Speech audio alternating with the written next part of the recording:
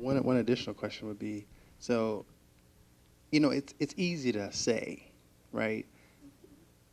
This person had an affair. You know, there was infidelity in the marriage. It's easy to say, oh, I'm going to forgive and forget, but really, I mean, how do you do that? Yeah, really good question. You know, that can only be done through the love of God. We don't have enough love within ourselves, possibly, to forgive someone who has hurt us so deeply.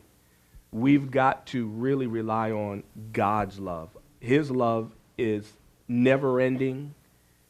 His love never fails.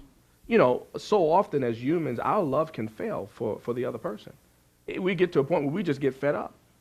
But God's love never does. And so we really have to rely on a strength from God. You know, one of the ways that I like to say it is we have to rely on the kind of grace that God had for us, for our spouse. So when God saved us and he died for us, literally sent his son to die for us, that was an extension of grace that no one can supersede. When we look at that grace and we look at how I wasn't worthy of that. I wasn't worthy of that kind of grace, but God's love showed me differently. I now have to turn that same grace around for my mate. And so we need to look at it from that perspective, that the same love that God showed me, I've now got to turn around and show to my wife or to my husband. And it's not an easy thing to do. We definitely can't do it without his strength. Yeah. And I truly believe that there should also be what you call the proven forgiving. If the person is the one who did wrong and then ask for forgiveness, of course, that spouse should also prove to your husband or your wife that, yeah, you're really changing you're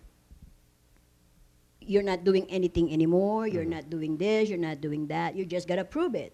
You can't be we cannot be forgiven and forgive and forgive and forgive, and then the other party, oh yeah, they're gonna forgive me anyways. Oh, my husband's gonna forgive me anyway. Let me just do it again.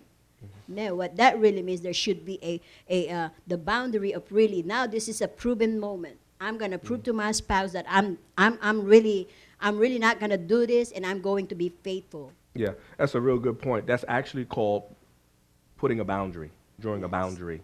And so, as you know, and women fall into this category where we continue to forgive our husbands for things that they repeatedly do on a day or weekly basis. And yes, there's love there, there's grace there, but you have to draw some kind of boundary.